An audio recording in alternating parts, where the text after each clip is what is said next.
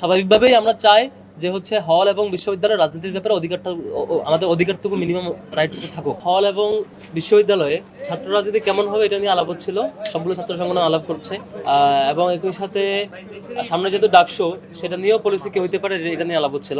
আমাদের দিক থেকে প্রস্তাবনা হচ্ছে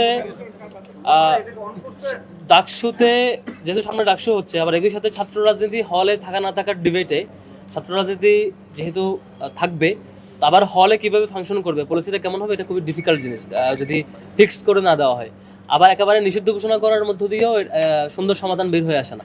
যেটা হচ্ছে যে ছাত্র সংগঠনগুলো যখন তার রাজনৈতিক কর্মসূচি পরিচালনা করে, নিঃসন্দেহে শিক্ষার্থীরা হলে থাকে, হলে থেকে তার ব্যক্তিগত মত অভিমত প্রকাশ করতে হয়।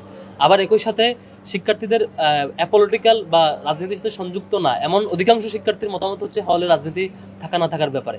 তো আমাদের যেটা কনসার্ন ছিল, এখানে একটা যথেষ্ট আশঙ্কা আছে যে শিক্ষার্থী ভার্সেস রাজনৈতিক সংগঠন দাঁড়ায় যাওয়ার সম্ভাবনা আছে।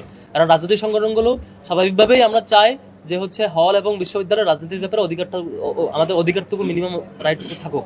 আবার যেহেতু বড় সংখ্যক শিক্ষার্থীরা হলের রাজনীতির ব্যাপারে দ্বিমত পোষণ করছেন এবং একটা সমাধান চাচ্ছেন, সেক্ষেত্রে একটার মুখোমুখি করে দেওয়াটা মানে উচিত না।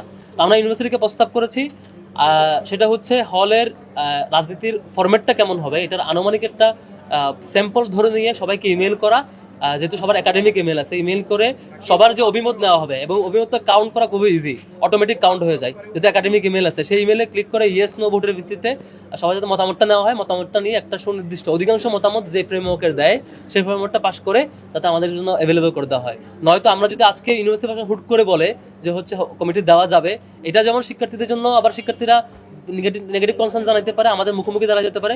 আবার দেওয়া যাবে না বললে আবার রাজনৈতিক সংগঠনগুলো অধিকার প্র্যাকটিস করার রাইটটুকু দিচ্ছেন কিনা সেটা কনফিউশন তৈরি হয়। তো সমাধান একটাই যে সাময়িক মানে একটা প্রাইমারি খসড়া দাঁড় করি, সেই খসড়াটার অ্যাপ্রুভালের জন্য শিক্ষার্থীদের মতামত নেওয়া, এটা ইমেলে পাঠিয়ে দিলে ইমেলে ফিডব্যাকের ভিত্তিতে ইয়েস নো ক্লিক করার মধ্য দিয়ে একটা সবার মতামত নেওয়া যাবে। অধিকাংশ যে মতামত দিবে সেই ভিত্তিতে যদি শিক্ষার্থীরা বলে যে হলে কমিটি দেওয়া যাবে, আমরা দিতে পারবো। আর যদি শিক্ষার্থীরা মতামত দেওয়া হলে কমিটি না, এই কাজ রেস্ট্রিকশন, সেটাও আমরা করতে পারবো। আমরা এই জায়গায় ফ্লেক্সিবল, আমরা বলেছি কমিটি দেওয়ার ব্যাপারেও ফ্লেক্সিবল, না দেওয়ার ব্যাপারেও আমরা ফ্লেক্সিবল।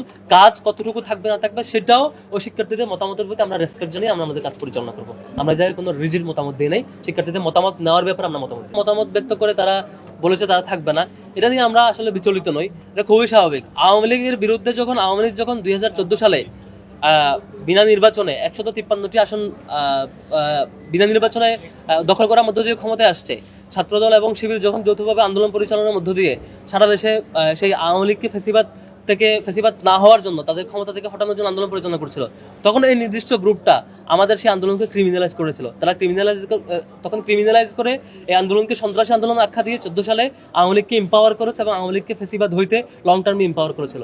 সুতরাং এরকম কেউ যারা আওয়ামী লীগকে সে সময় ছাত্রদল এবং শিবিরের পরিচালিত সারা দেশব্যাপী আন্দোলনকে ক্রিমিনালাইজ করে আওয়ামী লীগকে এম্পাওয়ার করেছিল, 153টি আসন বিনা নির্বাচনে বিজয়ী হয়ে ক্ষমতাকে দীর্ঘায়িত করাটাকে সাপোর্ট দিয়েছিল, তাদের কারো বিরোধিতা, তারা কারো বয়কট খুব বেশি আসা যায় না। অধিকাংশ সংগঠন এখানে ছিল এবং শিক্ষার্থীরা আমার কাছে মনে হয় যে এই নাটকীয় বয়কট এগুলোকে ইতিবাচকভাবে দেখবে।